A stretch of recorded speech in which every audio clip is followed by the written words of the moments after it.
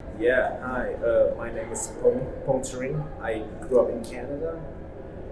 This is my second time in Iran after 13 years. But I feel like this is the first time that I actually get to experience the country. Yeah. And you have visited, I guess, all the continents, most of the countries. Yeah, Of well, yeah. how many countries have you visited? 180 so far. So almost all countries of Yeah. that. And you have been in traveling more than half of your life. Yeah, for the past 13 years, it's been non-stop. How was your experience in Iran? What places you visited? What was? So of course, like for me, the main highlight was definitely when we got to spend time with the Nomad to do the coach. So that was that was kind of the first thing like that came to my mind when I wanted to come to Iran for the second time. And so after the coach, of course, then I went to like a good desert.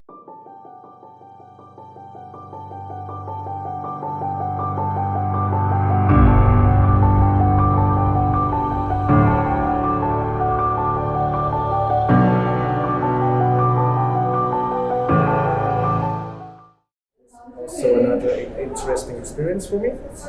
Coach was different from what you were expecting.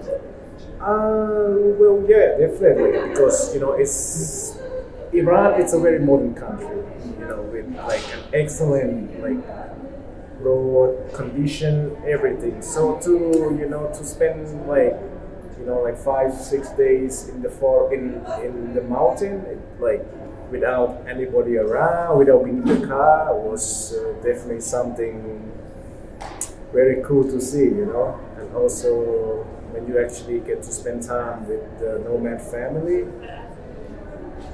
so you learn more about them, you live with them, and yeah, and I mean the scenery was beautiful as well. So yeah. And after that, you went to the desert. It was also another good experience. And you also did a car trip. Yeah. You did. Well, the best part about here is that the gas costs only 2 cents per liter. I think it's probably by far the cheapest in the world. Like I never, I only spent like maybe €2 for the full tanks. So that was incredible. So cheap also. Yeah, and of course you get to see Iran, different side of Iran. I mean, pretty much for me, everywhere you go, it's feels like you're in another country. When you go to Tabriz, you feel like you're in Azerbaijan. When you go to Kurdistan, you feel like you're in Kurdistan. And for me personally, I never been to Iraq, Kurdistan, but I feel that like here, it's probably more tradition because many people still wearing their traditional dress. When you go to Turkmenistan, it feels like you're in Central Asia. When you go to Balochistan, it feels like you're in Pakistan. So, this is what Iran for you. So it's not just Isfahan and Shiraz. So there's pretty much the whole country you can visit. And you had another stressful story of leaving all your passport, everything Oh yeah. in the restaurant. Yeah. Tell about that experience and the safety in Iran. Yeah, sure. So I was at the Turkmen wedding, in a village called Accra, and I left around 3 p.m. to go to Mashhad. That's more or less 7 hours and a half. So we had to stop for dinner. So I stopped in a city called Boshnu. I was a little bit exhausted because all day in the sun trying to watch wrestling. So sometimes you forget things. So I happened to leave my bag inside the restaurant, which contained my money, my camera, passport, pretty much everything. So I arrived in Mashhad, without knowing it. I arrived in Mashhad around close to midnight. obviously and then I realized that, oh shit, I lost everything. So I asked you to help me contact the And restaurant. the guy was not answering because But it was late yeah, and he was yes, sleeping. yeah, it's midnight, you know. And then, it's not just that, because like obviously because I didn't have passport, the hotel didn't want to check me in because, and I begged him, like, please. So what happened was he sent another guy to accompany me to the immigration office, in Masha. The guy was super friendly. He said he asked me the hotel, like, why do you even ask them? Just let them check in. He signed some paper for us, like without any problem. Everything was finished in like 2 minutes. And then the hotel guy was also really lovely. Helped me arrange transportation to go to Bosnia and come back for the next day. So, in the morning, we went straight to Bosnia. And, I entered the restaurant. And the guy just handed me the bag. And when I look at it, everything was still inside. Even the money, all the money. Yeah, was money, cameras, passport, of course, everything.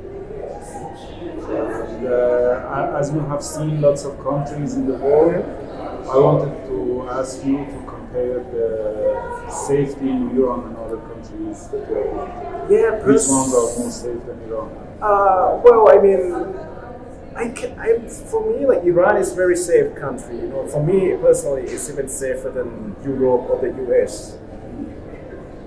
So it's no brainer for like a tourist to come here, to experience the country and the culture and the history of this amazing country. Because it's not just the bazaar, like people, when they think of Iran, they only think of the carpet or the bazaar. It's the landscape, it's the nature, it's the people of different background, ethnicity.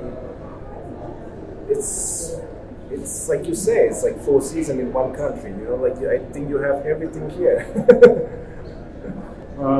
What rank would you give Iran between different countries in tourism?